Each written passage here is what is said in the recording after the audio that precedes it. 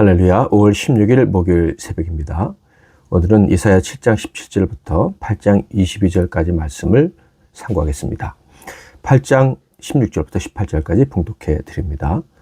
너는 증거의 말씀을 싸매며 율법을 내 제자들 가운데에서 봉함하라. 이제 야곱의 집에 대하여 얼굴을 가리시는 여호와를 나는 기다리며 그를 바라보리라. 보라, 나와 및 여호와께서 내게 주신 자녀들이 이스라엘 중에 징조와 예표가 되었나니 이는 시온산에 계신 만군의 여호와께로 말미암은 것이니라. 오늘은 나는 기다리며 바라보리라, 나는 기다리며 바라보리라 라는 제목으로 하나님 말씀을 상고하겠습니다. 단비의 징조가 있었는데 비가 내리지 않는다면, 봄의 징조가 있었는데 여전히 겨울이라면 실망감과 불안함이 엄습해 올 것입니다.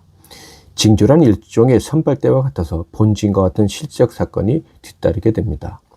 그래서 좋은 징조가 있었다면 좋은 결과를 기대하게 되는 것이죠.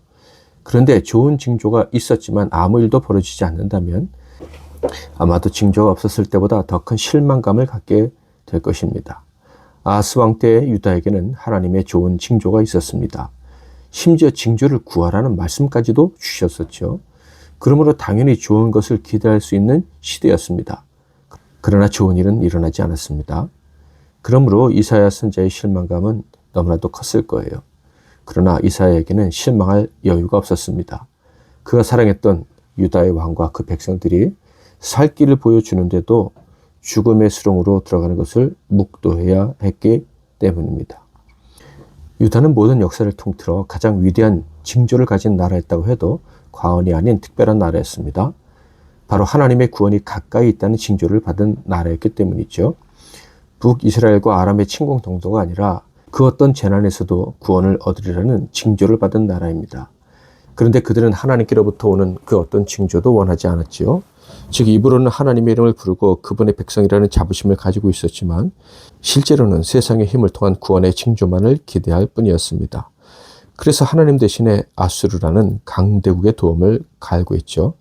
그래서 임마누엘의 징조, 곧 메시아를 통한 확실한 구원의 말씀을 주셨으나 그것까지 무시했습니다. 그러므로 그들은 하나님의 징계를 피할 수가 없었습니다. 그 어떤 징조도 좋은 결론을 그들에게 가져다 줄 수 없게 된 것이죠. 그래서 결국 그들이 그렇게 원했던 도움, 곧 아수르를 통해서 심판을 받게 됩니다. 7장 17절 여호와께서 에브라임이 유다를 떠날 때부터 당하여 보지 못한 날을 너와 내 백성과 내 아버지 집에 임하게 하시리니 곧 아수르 왕이 오는 날이니라. 역사의 주관자이신 하나님께서는 이제 불신앙으로 심판을 받게 된 유다에게 미래를 알려주십니다.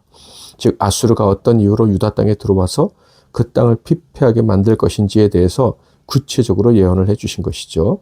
7장 18절 19절 그날에는 여호와께서 애굽 하수에서 먼 곳의 파리와 아수르 땅의 벌을 부르시리니 다 와서 거친 골짜기와 바위 틈과 가시나무 울타리와 모든 초장에 앉으리라. 바로 애국과의 전쟁을 유다 땅에서 치르게 되므로 그 전쟁만으로도 유다 땅이 황폐해지게 되고요. 결국엔 아수르의 손이 직접적으로 유다를 침으로 완전히 피폐해질 것이라고 예언을 해주신 거죠. 하나님은 이렇게 아수르를 통한 심판을 예언하신 후에 증거로 다음과 같은 일을 하십니다. 바로 이사야에게 아들을 주시고 그 이름을 정해주신 것입니다.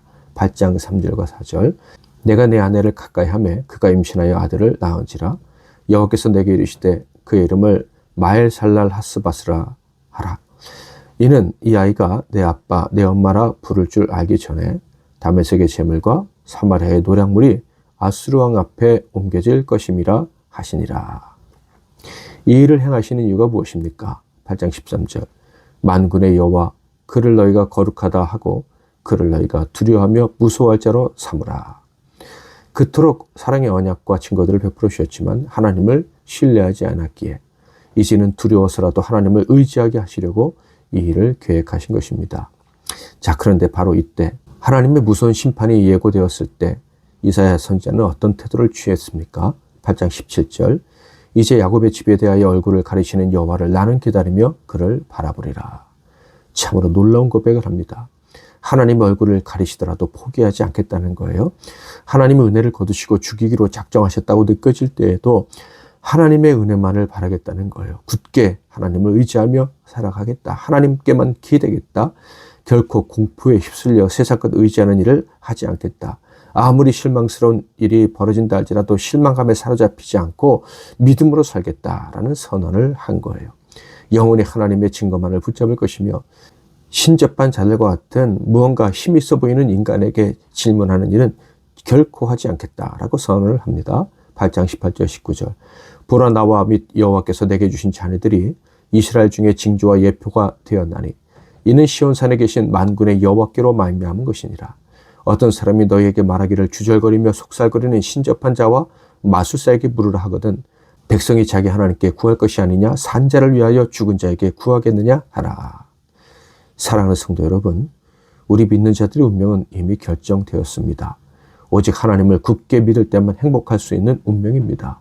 세상을 의지하면 심판, 재앙, 고통과 슬픔의 열매를 맺을 수밖에 없는 운명입니다.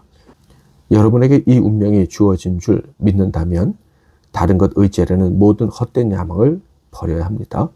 심지어 힘들고 외롭다 할지라도 실망감이 극에 달하는 때라 할지라도 오직 하나님만 굳게 의지하며 살아가야 할 것입니다. 우리 보좌 앞에 모였네 찬양하고 기도하겠습니다. 우리 보좌 앞에 모였네 함께 주를 찬양하며 하나님의 사랑 그 아들 주셨네 그의 피로 우린 구원받았네 십자가에서 쏟으신 그 사랑 강같이 온 땅에 흘러 각 나라와 족속 백성 방언에서 구원받고 주 경배드리네 구원하심이 보좌에 앉으신 우리 하나님과 어린 양께 있도다 구원하심이 보좌에 앉으신 우리 하나님과 어린 양께 있도다. 오늘도 말씀 붙잡고 기도하시고 승리하시는 하루 되시기 바랍니다. 우리의 영원한 의지가 되시며 유일한 도움이 되어주시는 하나님 아버지, 오늘도 겸손히 하나님의 사랑과 그 사랑으로 베푸신 증거들을 기뻐하며 감사를 올려드립니다. 우리 평생 하나님이 주신 그 징조로 기뻐하며 살게 하옵소서. 그 징조의 결과로 주어진 구원만을 바라고 기뻐하면서 살아가게 하옵소서. 나아가 하나님과 베푸신 증거만을 바라는 인생에게 주시는 복을 세상에 알리며 살게 하옵소서. 예사야처럼 죽어가던 이들의 구원을 위해 주님이 주신 징조를 알리며 살아가는 자가 되게 하옵소서. 예수 그리스도 이름으로 기도하옵나이다. 아멘.